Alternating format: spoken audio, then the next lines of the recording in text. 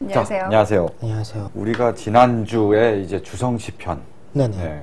주상시편을 했는데 일부가 이제 좀 사실관계가 다르다 하면서 성친넷에 계신 그 주성치의 어떤 가장 열혈팬이신 정확한 덕후분들이 지적을 해주군요. 정치가 처음 데뷔를 한 거는 이제 그 친구였던 양조위의 추천으로 이제 데뷔를 했다고 해요. 정식 개봉이 아마 서른초가 처음 아니었던가요? 저도 그렇게 알고 있어요. 예. 2014년에도 그 한 영화가 있습니다. 미인어라고 우리나라에서 개봉을 안 했죠. 살기 모험의 시작의 주연인 서기와도 스캔들이 계속 있었어요. 아 그래요? 저희가 약간 사실관계와 다른 얘기가 좀 나가서 거기에 대한 좀 사과 말씀을 먼저 드리면서 저희가 본의 아니게 이게 정확하지 않았던 정보를 전달을 하게 됐던 점에 대해서 그 주성치 씨의 팬분들과 또 많은 시청자분들께 진심으로 죄송합니다. 아, 네. 네.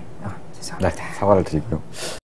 이번 주 협찬 도서입니다. 정하은 장편소설 잠실동 사람들입니다. 작가는 이제 잠실에서 실제로 아이 둘을 키우면서 살면서 자기가 봐왔던 것들을 이렇게 작품 속에 녹여냈다라고 하는데요. 서민들 주거지였던 주공 아파트 단지가 철거되고 이 자리에 재건축된 고층 아파트들이 들어서는 그 욕망들이 이제 파노라마처럼 펼쳐지는 광경을 소설에 담았다고 합니다.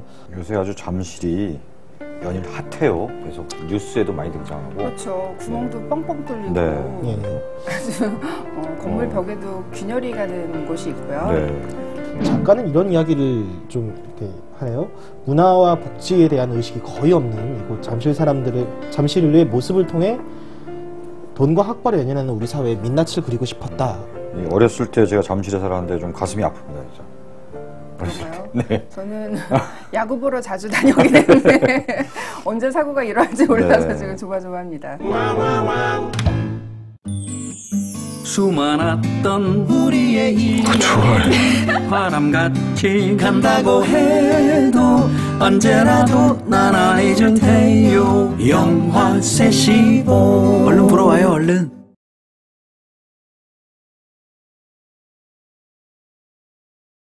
이번 주에 개봉한 영화죠? 네, 그렇죠. 세시봉. 이 작품을 할까 말까 이렇게 하고 있었는데 이렇게 시사회를 다녀오신 서 기자님께서 이 작품 괜찮은 것 같다. 이렇게 다뤄왔으면 좋겠다라고 네. 강력 추천을 하셔서 큰 기대를 가지고 또 저도 극장에 이제 다녀왔는데요. 영화 보고 나서 이제 제가 우리 단톡방에다가 문자를 보냈죠. 오늘 이렇게 녹화 뜨거울 것 같다. 한 명은 굉장히 좋게 보고 한 명은 굉장히 안 좋게 봤으니까 네. 녹화가 뜨겁겠구나. 네. 저는 뭐 늘 중재하는 입장이라서 객관적으로 보겠고요. 세시봉 열풍이 분 게 2010년, 네. 11년 요 정도였죠. 그 이후로는 살짝 좀 식어서 하향세죠. 네. 또 세시봉이야? 지겨워. 이제 그만 좀 하지. 약간 우려먹을 정도 우려먹었는데 또 웬 영화냐. 생각보다 올드하지 않고요. 전혀 굉장히 풋풋한 청춘 영화로서 저는 굉장히 기분 좋게 봤어요. 윤영주 송창식의 듀오였죠. 트윈폴리오가 원래 처음 기획되던 단계에서는 이제 트리오 세시봉이라는 이름으로 활동하는 3인조였습니다.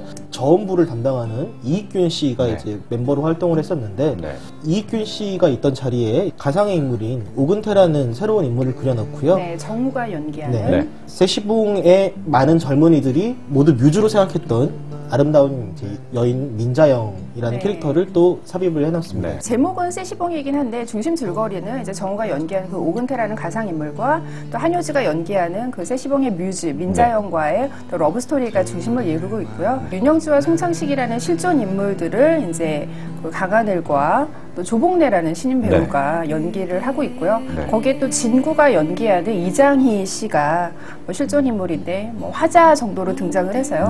이야기의 어떤 그 내레이터 같은 역할을 담당을 하고 있습니다.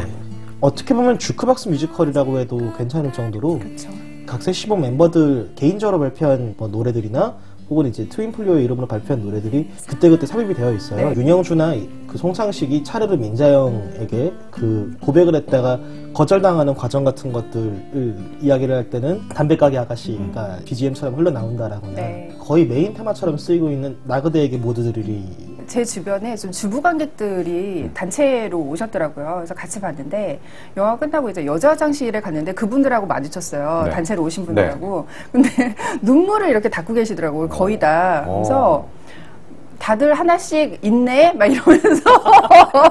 그 연령대가 한 어느 정도 되고 있던가요? 연령대가 한 50대 중반이나 초반 그럼 정도 딱 되는. 세시봉 그 시절에. 그 시절이에요. 거기 찾아가서 진짜 네. 노래를 듣고 막 오빠 이거 했을 수 있는 분들이네요. 그렇죠. 네. 그때 당시에 딱 첫사랑의 추억과 이렇게 교감하는 그런 분들이 이제 울면서 거울에 보니까 내 얼굴에 왜 이렇게 주름이 많지? 막 이런 대화들을 막 나누시는 거예요. 정말? 네.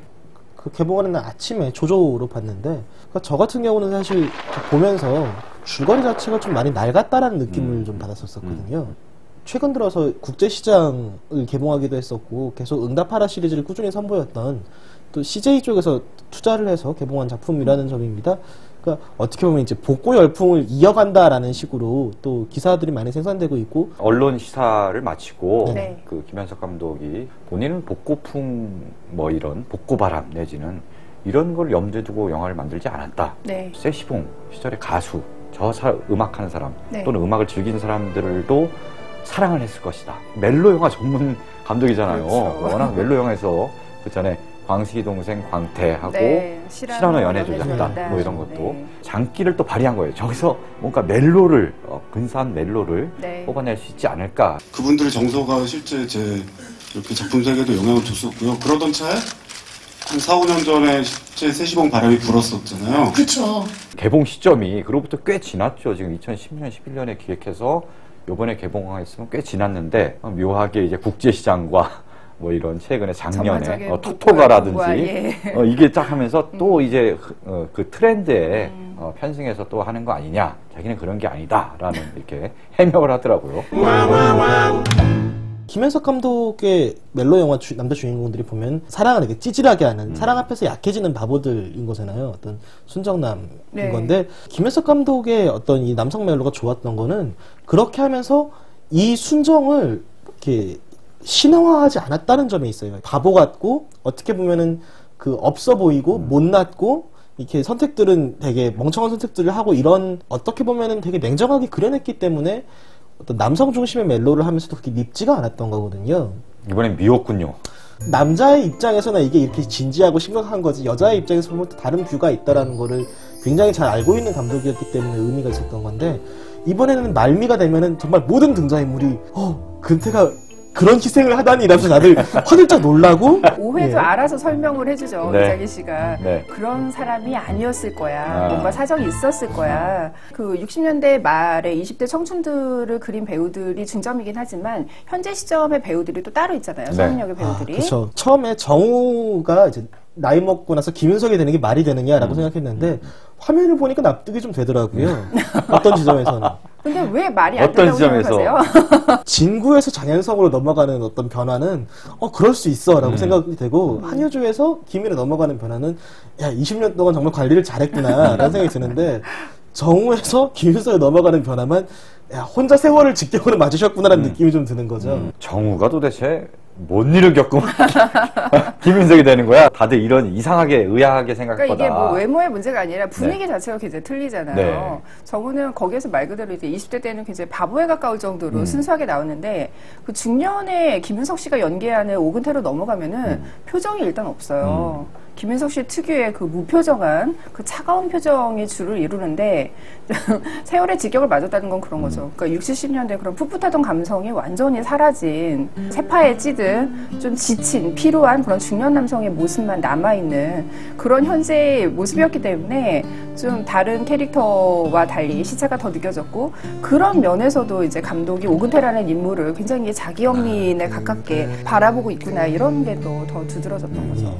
근데 저는 이 영화에서 정말 좋았던 것은 네. 물론 스토리 자체는 약간 그런 약점이 분명히 있습니다. 근데 왜냐하면 이 출발 자체가 세시봉의 어떤 실존 인물들 네. 실제 있었던 사건 내지는 얘기들에서 가상의 스토리를 만들어내는 과정에서 이게 정말 매끄럽게 다 연결됐다면 완벽한 영화였겠죠. 김현석 감독님이 그 신의 11과의 인터뷰에서 얘기를 했던가요? 아마 그 웨딩 케이크라는 노래 이게 원곡 자체는 굉장히 평범한 내용이고 네. 멜로디가 밝은데 트윈폴리오의 웨딩 케이크는 정말 가사가 처절하잖아요. 그렇죠. 그래서 그 가사가 어떻게 탄생한 것일까라는 주제를 가지고 이렇게 여러 가지 상상을 하면서 스토리를 발전시켜 나간 게 지금의 어떤 작품이 될 거라고 그렇죠. 얘기를 하는데요. 네. 네. 중요한 거는 세시봉 사람들이 아니라 중심 내용은 사실 이 한 남자가 그러니까 정말 밝고 아름다운 청춘을 보냈으나 또 오해가 쌓여서 그 이별을 하게 되고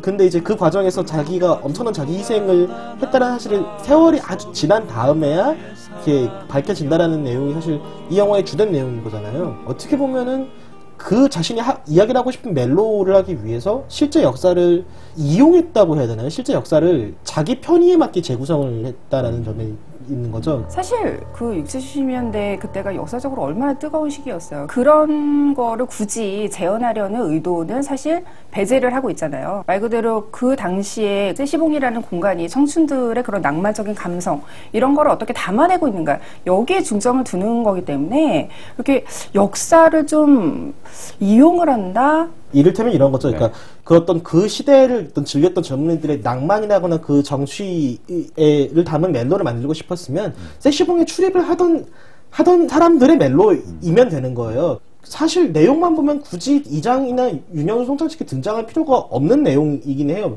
그러니까 멜로만 그 내용만 가지고는 이 영화가 전혀 개성을 가지지 못하죠. 영화의 중점은 어찌됐건 세시봉의 노래가 있기 때문에 거기에서 먼저 얘기가 파생된 거기 때문에 저는 이 둘의 사랑의 음악이 좀 희생됐다 이러기보다는 그 음악에 초점을 맞추느라고 그 너무 서사에 신경을 쓰지 못했다. 정작 오근타라는 인물이 그렇게 감독이 공을 들였음에도 불구하고 이 인물이 과연 어떤 인물인지 저는 영화가 끝난 다음에까지도 실체가 굉장히 불분명하다는 생각이 들었거든요. 제가 이 영화에 대해서 좀 불만이 있는 거는 정작 그렇게 해서 감독이 애정을 둔 오근타라는 인물마저 제대로 좀 드라마적으로 좀 이체적으로 재현을 하는데 좀 실패를 하지 않았나. 실화라기보다는 실제로 존재했던 어떤 뭐 인물이라든지 사건이라든지 이런 거에서 상상력을 발휘해서 그거를 정말 무슨 역사 왜곡 수준이 아닌 이상 그렇게 해서 하는 건 난 더 많이 시도돼야 된다고 봐요. 다만 아까 얘기했다시피 역사를 왜곡할 소지가 있는 가령 뭐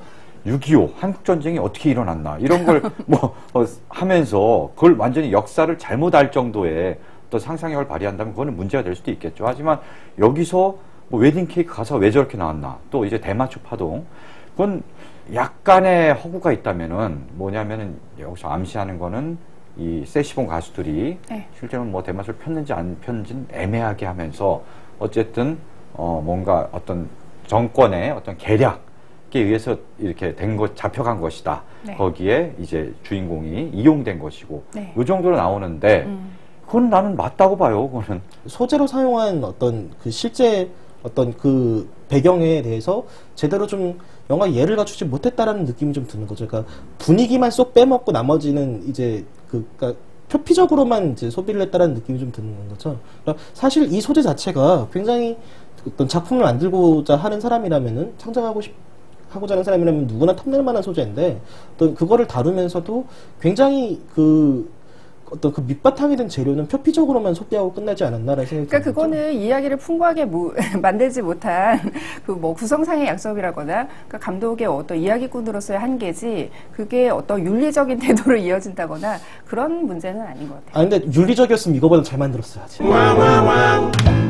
그리고 저희가 좀 배우들이 인물들을 어떻게 좀 재현을 했는가 이런 재미도 굉장히 상당하잖아요. 미생의 장백기로 유명해진 강하늘 배우가 연기한 윤영주는 정말 뭐 실제 윤영주 씨도 젊었을 때 굉장히 꽃미남이었지만 그 감독이 아예 의도를 했다고 하죠. 비주얼 원탑으로 만들어야 된다. 이 영화 안에서 그래서 진구 캐스팅을 반대했다면서요? 네. 진구가 이제 위협을 한다. 원탑을. 윤영주 씨가 영화가 개봉하기 전에 미리 이제 시사로 보고 굉장히 만족스러워하셨다고요. 그리고 실제로 강하늘이 그 뮤지컬 배우 출신이기 때문에 노래를 워낙 잘해서 그 윤영주 특유의 그 미성을 너무 잘 소화를 해냈어요. 저는 처음에 그 노래한 장면 나오잖아요. 노래한 장면 이제 조영남부터. 그렇죠. 우리가 민건 씨를 빼놓고 이야기를 안 했는데 세시봉이 처음 그 장면에 나올 때 조영남 씨가 노래하는 장면부터 시작해요.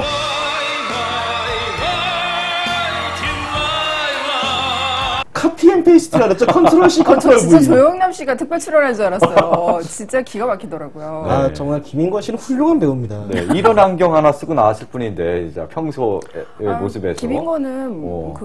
뭐 동남아인으로 착각을 할 정도의 역할도 영화 속에서 한 적이 있기 때문에 반가. 네. 그러니까 굉장히 정말. 배역이 요구하는 식으로 변신하는 거를 자유자재로하는 배우인데 네. 이번에도 정말 특별 출연으로 나와서 한 네. 세 장면 정도 네, 나오나요? 비중이 이게 크진 네. 않은데 강력해요. 예. 인상이. 절대 잊지 못할 네. 그 장면을 남기 선사합니다. 그러니까 가령 뭐 원래 처음에 조영남 씨도 캐릭터가 센데 네. 김인권 씨가 전혀 눌리지가 않아요. 이게 막 노래할 때 뭐 이거 당수 막 이거 하면서 노래하잖아요, 조영남 씨가. 그걸 그대로 이제 하는데 접고 펼치고 뻗고 뭐 이런 거를 와. 예. 최현석 셰프보다 훨씬 더 잘. 이건 괜찮아요. 이거는 싱크로율이 아주. 이거는 계속 흉내내도 괜찮은 걸로. 그러니까 나는 이거 하면 안 되고 이거는 해도 된다 이거예요? 뭐 이래?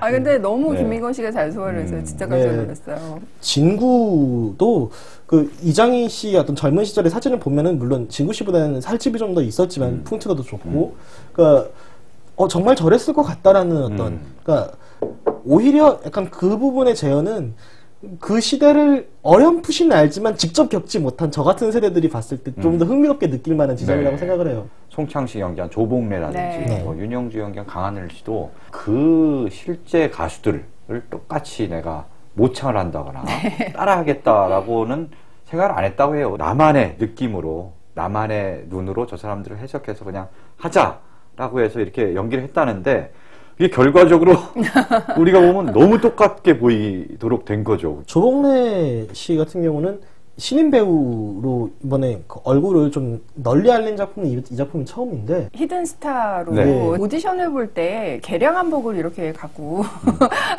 굉장히 성의 있게 네. 가서 좀 강한 인상을 줬다고 하는데요. 네. 감독은 뭐 노래 실력보다는 외모가 흡사해서 뽑았다고는 하는데 실제로 이렇게 웃는데 그 송장식 씨의 그 눈매와 굉장히 흡사하고 처음에 이제 야상 자켓을 걸치고 딱 등장을 하지 이제 않습니까? 한 달을 안 빨았을까. 네. 그리고 썩은 데가 나는데.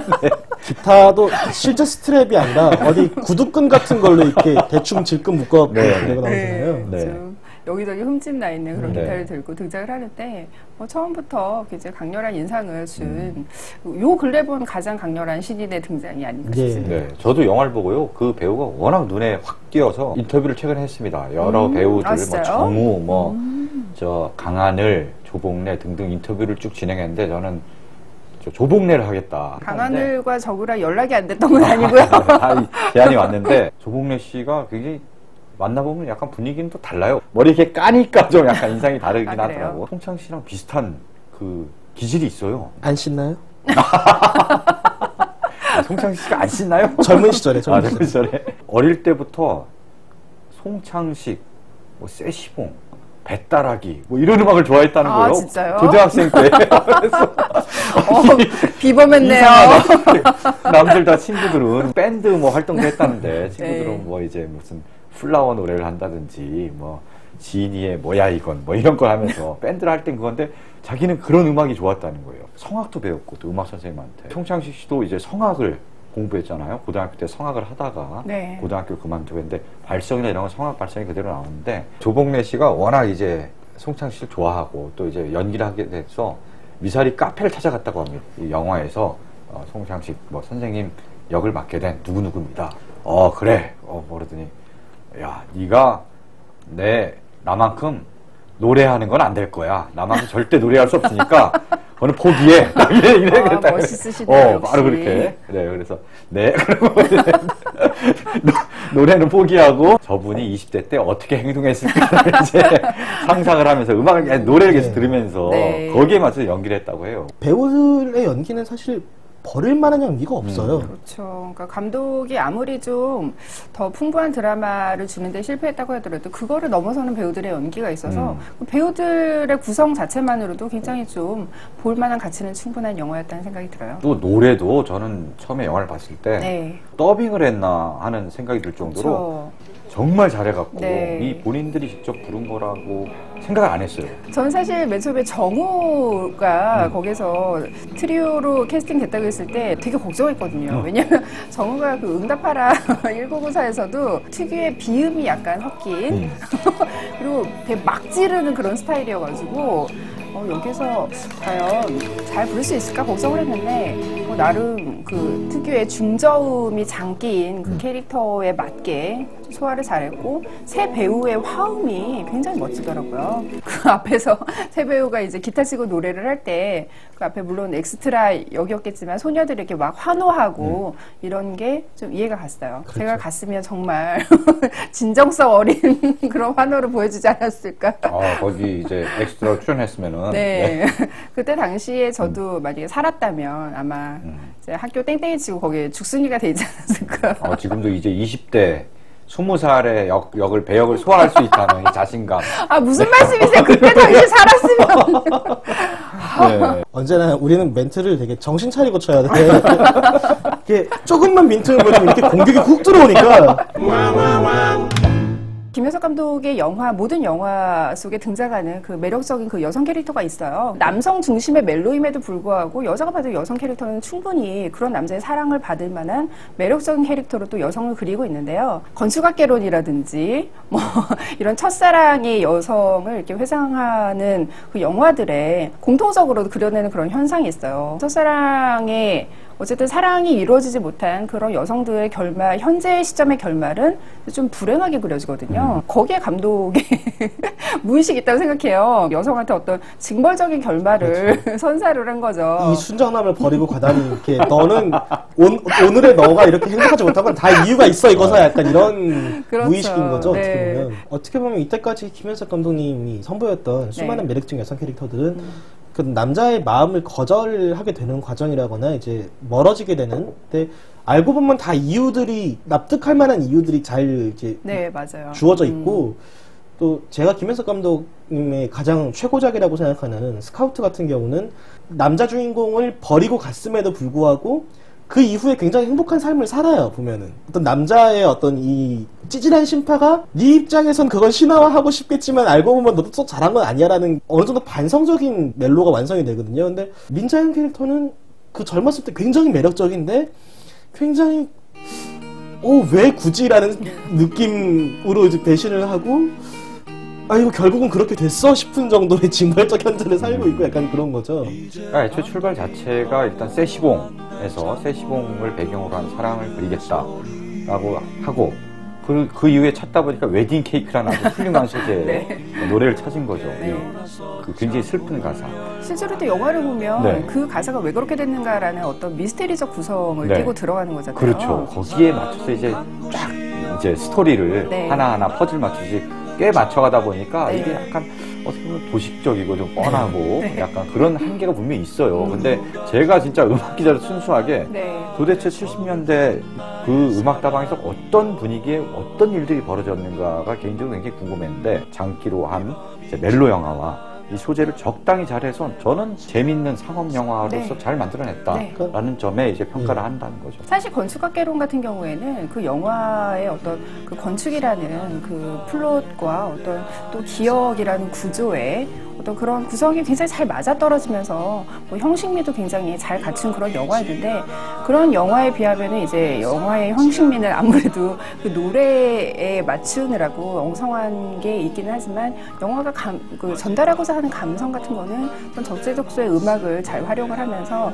충분히 전달을 했다고 보는 저도 그 부분을 좀 인정을 하고 있고요. 특히 이제 이 영화에서 좀 중요한 대사로 나오는 것 중에 하나가 정우가 나중에 굉장히 좀 슬픈 결말로 인해서 세시봉 트리오에서 이렇게 빠져나오면서 세시봉에서의 모든 시간들이 꿈처럼 느껴졌다라는 대사가 나오는데요. 네. 저는 그 대사에 이 영화가 그 힘든 시절에 그 문화에서 위로를 찾던 청년들의 어떤 낭만적인 회고담을 그리는 영화, 이 감독의 태도가 다 압축이 돼 있다고 봐요. 그러니까 그야말로 정말 꿈 같은 그런 공간으로 세시봉을 재현을 했고, 그래서 좀 역사적으로 약간 탈맥락화된 듯한 그런 느낌을 주기는 하지만 그 말 자체가 사실은 그 당시에 그쪽으로 도피하게 만든 어떤 시대를 좀 역으로 좀 상기시키는 그런 효과도 가진다는 생각이 들고요. 실제로 영화를 보면 이제 그 70년대 네. 때는 화면 비율이 달라요. 예, 그렇죠. 네, 이게 화면 비율이 이제 과거 70년대 때는 1.85 대 1. 네. 그래서 좀 더 이제 이 뭐라고 해야 되나요? 세로의 폭이 더 넓은 거죠. 네, 풀샷에 가까운 그런 네. 느낌이죠. 그럼 이제 스크린에서 볼 때 더 꽉 차 보이고 네. 이제 90년대라든가 지금은 2.35 대 1에서 좀 옆으로 길죠. 네. 그럼 스크린에서 볼 때는 어차피 양옆은 똑같은데 이건 꽉 차고 이거는 가늘어지니까 네. 좀 더 좀 쓸쓸해 보이고 왠지 더 왜 90년대 보면은 그 배경이 좀 미국에서 많이 진행이 되잖아요. 네. 어떤 그 이렇게 넓게 펼쳐진 어떤 지평선이라거나 또 그런 모습들을 좀 담아내고 싶었다고도 이야기를 하고요. 실제로 그 화면 비율이 활용이 좀 재밌게 되는 부분들이 있죠. 이렇게 화면의 끝과 끝에 이제 그 정말 오랜만에 재회를 한 네. 그 이렇게 오건태와 민자영을 이렇게 세워놨을 때 약간 그 거리감이 느껴지는 게 구도기도 하고요. 그래서 네. 저는 화면 비율 같은 경우는 굉장히 영리한 시도였다고 생각을 하는데요. 이렇게 그 영화 보면서 스크린 비율이 바뀌는 영화가 또 작년에 이제 그랜드 부다페스트 호텔이 있었고, 감독도 이제 그거를 보면서 좀 이렇게 시도를 해도 어색하게 받아들여지지 않겠구나라고 용기를 좀 얻었다고 하더라고요. 네. 네. 어쨌든 그래서 과거를 그렇게 풀샷으로 한 거는 그때를 더 화사하게 네. 정말 아름답고 낭만적으로 그리고 네. 그 이후에 90년대라든가 지금은 뭔가 좀 쓸쓸하고 비루한 약간 좀 찌질한 약간 이런 색채로 좀 예. 그리려고 한 화면 의도가. 톤 자체가 네. 그 굉장히 다르잖아요. 그러니까 조금 더 그 차갑고 푸른 톤에 가깝게 이제 그 90년대를 담아냈다라면은 그 정말 사실 이제 그 60, 70년대를 그 그린 장면들은 한 장면 한 장면 잘라내서 엽서로 만들어도 될 만큼 아름답게 찍힌 장면들이 많아요. 그러니까 정말 그 오근태가 얘기했던 것처럼 꿈 같은 장면으로 이제 풀스크린으로 영상이 이제 재현이 되는 거고요. 그 실제로도 그 오근태가 자면서 이렇게 고세상에 뭐 돼지머리냐 이런 대사가 나올 정도로 이렇게 웃는 모습으로 행복하게 꿈을 꾸는 그런 장면이 있잖아요. 그런 식으로 굉장히 좀 약간 몽상가가 만들어낸 듯한 예, 그런 예, 분위기가 과거에는 내내 지배를 하고 있죠. 그래서 영화를 보다 보면 이제 과거 장면이 네, 쭉 나올 때 영화에 정말 몰입해서 행복하게 이렇게 보게 돼요. 네, 그러다 그 이후에부터는 어두워지면서 약간 이야기도 약간 다소 좀 뻔하게 가면서 그 이후엔 좀 힘이 떨어지는 것도 사실이에요. 네. 근데 그 앞에의 인상이 저는 너무 강렬해서 아, 이 노래를 어떻게 저런 식으로 끼워 맞춰 갖고 이 노래가 나오게 된 게 저런 식으로 이렇게 연출을 하고 저런 식으로 했구나라는 거에 대해서 되게 재미를 많이 느꼈어요. 저는 하나하나. 그렇죠. 네, 근데 이게 지금 충무김밥을 먹었는데 우리가 충무김밥을 왜 먹는지를 설명 안 했어요. 그렇죠. 영화 속에서 가장 논란이 되는 네. 장면 중에 네. 하나 아닙니까? 네, 네. 논란의 여관방 드시게 등장하는 근데 논란의 소지가 있나요? 어떤 지점에서 논란이? 정우의 고향이 이제 통영이잖아요. 그래서 이제 통영이 뭐가 유명해? 그랬더니 이제 이순신하고 충무김밥이 유명하다라고 이제 자신의 여자친구인 민자영한테 설명을 해주고 나중에 이제 정우가 고향에 내려갔을 때 민자영이 이제 정우를 찾아오게 되죠. 그리고 이제 둘이 이제 여관방에서 처음으로 이제 같이 밤을 보내게 되는데요. 정우는 거기서 이제 잠을 잡니다. 말 그대로. 너무 스포일러를 제가 다 하시는 거 아니에요? 아니요, 이거는 정우가 인터뷰에서 워낙 논란이 되고 네. 있는 장면이라고 많이 얘기를 했기 때문에 이건 어. 스포일러는 아니고요. 영화에서 가장 속 터지는 장면 중에 하나가 아닐 수가 없는데요. 아, 본인이 이제 그 한효주 씨한테 빙의를 했는데 네. 이거 어떻게 그냥 두고 잘 수가 있느냐. 이게 열불이 났군요. 속에서. 아, 그건 아니고요. 언론 시사 끝나고 그 얘기를 안 하다가 처음에 저쪽에 먼저 내세운 건 아니고요. 기자 한 명이 질문했습니다. 난 도저히 이해가 안 간다. 네. 거기서 어떻게 그냥 잠을 잘 수가 있냐. 그래서 감독님 어떻게 된 겁니까?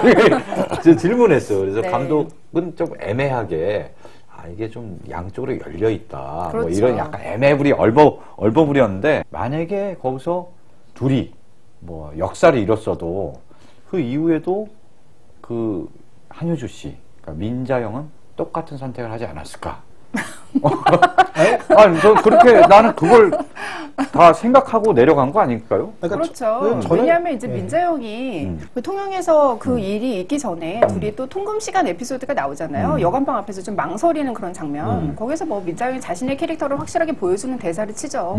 잤다고 해서 못 떠나는 거 아니다. 떠날 수 있다. 이렇게 얘기를 하기 때문에 다른 선택을 하지 않았을까? 이거는 그냥 농담을 한 말이고요. 근데 감독은 최근에 그 시내21에서 인터뷰를 할 때 거기서 아무 일도 일어나지 않았다라면서 그 정우가 연기한 오근태 캐릭터의 순수성에 어떻게 힘을 실어주는 그런 발언을 했는데 그렇게만 이렇게 순수하게 지나가기에는 좀 그 여관방의 그런 충무김밥의 함이 이런 것들이 좀 더 많이 열려있지 않나요? 저는 이렇게 생각을 하는 거죠. 아니 그냥 충무김밥 먹다가 피곤해서 잤을 수도 있지. 아버지 도와주러 갔잖아요. 뱃일이 얼마나 힘든데.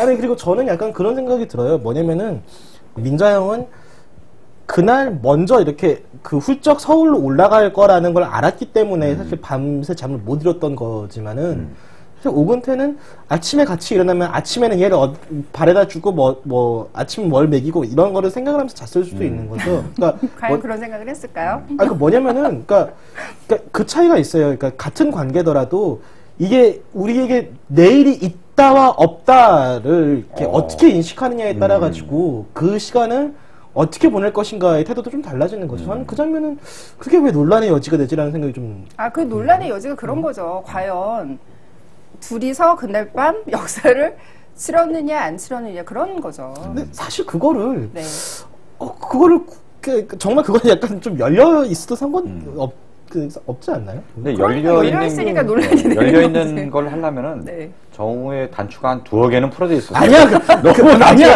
단추가 2개 풀어져 있어. 그거 열린 게 아니라 닫힌 거잖아요. 그쯤 되면. 아니, 뭐 더워서 풀고 잘 수 있는 거죠. 그냥 아무 일 없었는데. 근데 너무 이걸 다 꼭꼭 잠그고 정말 그냥 잤구나. 아니 근데 잠깐 생각해보면은 뭐 저기 상의를 꼭꼭 잠그고 있으면 역사를 못 치러? 그건 아니잖아요. 이불을 내려보면 밑은 안 입고 있다. 우리 지금 내가 아무리 영화 좀 많이 비판했기로서니 좋은 영화를 가지고 지금 뭐 하는 짓이에요 우리가 지금. 김윤석 씨가 악역이나 괴물이 아니라 그냥 오랜만에 평범한 중년을 연기하는 것도 보기가 좋아요.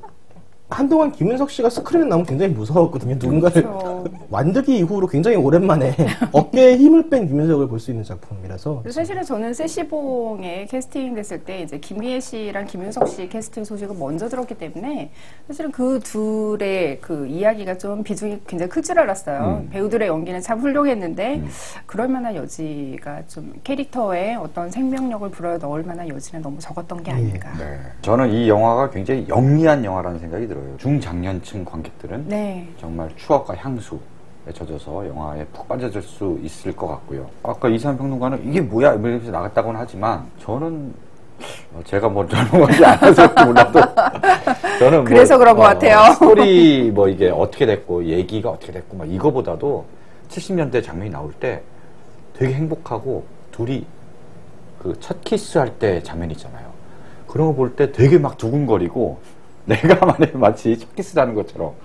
잘 만든 한 편의 잘 짜여진 기획영화, 상업 기획영화를 보면은 별 무리가 없겠으나, 이제 김현석 감독의 어떤 개인의 창작적인 부분, 창의력, 이런 것들, 개성, 이런 면에서는 조금 아쉬움이 있다라는 거죠. 최근에 우리 한국 영화의 흐름이 그런 식으로 가고 있잖아요. 대자본이 투여돼서 좀 상업적인 기획영화 위주로 가고 있고, 개인의 창의성의 그러니까 살아날 만한 그런 오리지널 시나리오 작품들은 점점 줄어들고 있고, 이런 측면에서도 세시봉이 그런 징후를 좀 보여주는 그런 하나의 영화 같아서 김현석 감독 그 필모로 봤을 때는 약간 그런 아쉬움이 있다라는 거고, 대신 이제 본인이 지난 전작의 11시라는 작품에서 워낙 흥행에 쓴맛을 봤기 때문에 오니야 내가 반드시 흥행을 하고 만다라는 강한 의지가 좀 엿보이는 작품이기도 했습니다. 우리나라에서 사실 본격적인 음악 영화, 물론 이제 독립영화계라든지 다큐멘터리라든지 이쪽에선 음악을 소재로 한 영화 꽤 있었습니다만, 이 상업 영화에서 본격적으로 좀 음악을 소재로 해서 이렇게 좀 나온 영화는 별로 많지 않아서 대마초 파동 이거 굉장히 여기서는 약간 좀 어떤 스토리 풀어나가는 하나의 연결고리 내지 소재로 활용을 했는데, 여기에 대해서 좀 더 본격적으로 파헤쳐보는 사실 예. 그 대마초 파동 때문에 우리나라 대중문화 역사가 한 30년은 뒤로 갔다고 봐도 예, 돼요. 그리고 거의 이제 뭔가 좀 네. 흥할만 하면 네. 이제 잘리고 흥할만 하면 잘리고 네. 그러니까 그 연표가 연속성을 가지지 못하고 계속 단절됐던 이유 중에 하나이기도 하고요. 영화에서는 세시봉, 이제 포크 가수들이 대마초로 인해서 잡혀가는 그런 게 묘사되는데 70년대, 80년대 록 가수들도 대거 잡혀갔어요. 오히려 포크 가수보다 더 많이 잡혀갔죠. 한국 락의 대부라고 하는 신중현부터 시작해서 그 이후에 여러 밴드들이 많이 나왔고요. 80년대 뭐 전설적인 언더그라운드 밴드 들국화를 비롯해서 네. 정말 이제 신중현 선생이 뿌리를 내려서 그 이후로 만개해 나가는 그 시점에 싹 잡아들인 거죠. 그래서 그러니까 한쪽에서는 그렇게 단속과 억압을 하고 또 한쪽에서는 정권 홍보 노래를 열심히 부르게 네. 하고 어떤 정권의 야만성은 그 시대의 문화를 어떻게 대하느냐 예술인들을 어떻게 대하느냐 거기에서 가장 적나라하게 드러나는 것 같아요. 예, 뭐. 그러니까 요즘에도 전방위적으로 문화인들에 대한 어떤 표현의 검열이라든지 이런 게 그렇죠. 굉장히 강하게 들어오고 있지 않습니까? 예, 그렇죠. 뭐 영화- 다이빙벨을 틀었다고 네. 부산시 집행위원장을 뭐 사퇴를 조롱한다든지. 또 최근에 이제 자가당착의 네. 어떤 영화제용 그 상영 추천을 이제 취소를 하는 어떤 그런 모습도 보였고요. 과거 시절의 영화긴 하지만 여전히 유효한 어떤 문화에 대한 메시지 이런 것들을 좀 생각해보게 하는 또 그런 지점이 있고요. 그 오늘 또 이제 음악 영화를 다루다 보니까 저는 오면서도 오늘 엔딩곡은 어떤 곡으로 선곡을 오늘 해오셨을까? 엔딩곡은 그냥 영화 엔딩 크레딧 올라갈 때 웨딩 케이크가 나오는데 네. 이 트윈 폴리오 내지는 영화 속 트윈 폴리오나 아니면 트윈 폴리오의 원곡이 아니라 김희애 씨가 부르는 웨딩 케이크가 네. 나와요. 오랜만에 이 노래가 딱 떠오르더라고. 아 맞아, 김희애 가수였지. 김희애 가수도 했었지. 네, 그렇죠. 본인은 별로 언급하고 싶지 않아 하는 여수잖아요. 나를 잊지 말아요라는 네. 그 노래에서 가요톱텐 뭐 1위도 하고 그랬던 것 같아요, 제 기억상. 네, 엄청 유명한 네. 곡이었죠. 또 부산영화제, 작년 부산영화제 때 네. 오픈 토크라고 해서 김희애 씨랑 그 해운대 바다에서 웬일이잖아요. 해운대 바다에서 만나서 약간 토크를 하는 약간 뭐 기자와 인터뷰어와 인터뷰 뭐 이렇게 네, 해서 그때 엄청 자랑하셨잖아요. 네네. 한 일주일 내내 자랑한 것 같은데. 김희애 씨가 만나보니까 사람 괜찮아. 매력적이야 되게. 그냥 만나보기 전에는 그래서 알겠다고 지금 원래 생각하셨는데 그냥 김희애 막연하게. 씨에게 나를 잊지 말아요라는 메시지를 보내려고 엔딩곡을 그렇게 생각을 하셨다고요? 딱 걸려버리네. 나를 잊지 말아요 들으면서 저를 잊지 말아주세요 김희애 씨. 명동 충무김밥 맞죠? 조세영 PD. 여기 난 진짜 좋아하거든 여기. 근데 명동에도 충무김밥이 좀 여러 군데 있지 않나요? 아니 근데 그 같은 저 지점일 거예요. 같은 체인일 거예요. 우리 회사 앞에도 충무김밥 있었잖아요. 그 충무김밥의 유래 이렇게 해서 벽에 붙여놨었어요. 이렇게 어부들이 이제 김밥을 다 싸가면 이제 쉽게 상한다. 이렇게 밥, 김 따로 하고 잘 상하지 않는 오징어와 이 무김치를 네. 다 따로 먹는 데서 유래했다라고 돼 있는데 정말 맛있어요 이거. 근데 이 오징어와 이 무김치가 맛있어야 되는데 우리 회사 앞에 충무김밥은 오징어와 무김치가 되게 맛이 별로였어요. 그래서 이름은 충무김밥인데 충무김밥이 그 집에서 제일 맛없고 다른 메뉴들은 다 괜찮았어요. 잘했어요. 그래서 충무김밥에 대한 수요가 제일 없는 충무김밥 집이었어요. 지금 뭐 문을 닫고 이제 다른 데로 이전하셨지만 어떤 주제이든지 항상 맛집 소개는 네. 빠지지 않는. 고민되는 게 또 이거예요. 거기는 특징이 반찬은 계속 리필이잖아요. 네. 이제 무와 오징어는 계속 리필인데 이거는 또 더 시켜야 되거든요. 먹다 보면은 이걸 다 먹어서 리필을 합니다. 그럼 밥이 부족해요. 밥을 시켜. 먹다 보면 또 이게 부족하면 또 리필하고 밥을 또 시키고 막 이런 식이 되는 거예요. 여러 명이 가면은. 네. 그게 어떤 장사의 기분 아닐까요?